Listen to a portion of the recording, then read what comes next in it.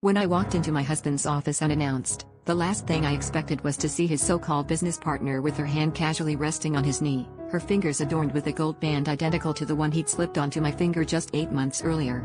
My heart started pounding so loud I could barely hear their laughter. He'd sworn, on our wedding night, that I was his first and only, that he'd never loved anyone enough to make it official.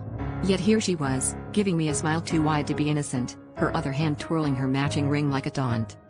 I confronted him that night, voice shaking with rage and disbelief, but he just shrugged, saying I was overreacting, that the ring meant nothing, that she was just a friend who'd gone through a messy breakup and wore the band out of habit. But the way she looked at him, like he was hers, not mine, made my skin crawl.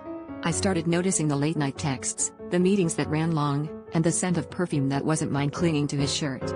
He stopped coming home some nights, blaming work, and when I pressed, he spun stories about deadlines and clients that never quite added up. One night, desperate for answers, I followed him to a hotel downtown. I watched from across the lobby as he greeted her with a kiss that was anything but businesslike. They disappeared together, and I felt the world tilt beneath me.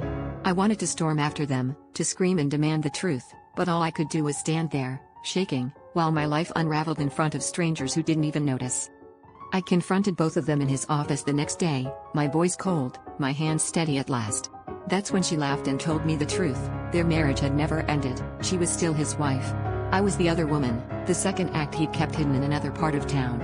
As the reality set in, I realized the worst betrayal wasn't his lies or her smug grin, it was that deep down, I'd always known something was wrong, but I'd convinced myself to believe him because I was terrified of being alone.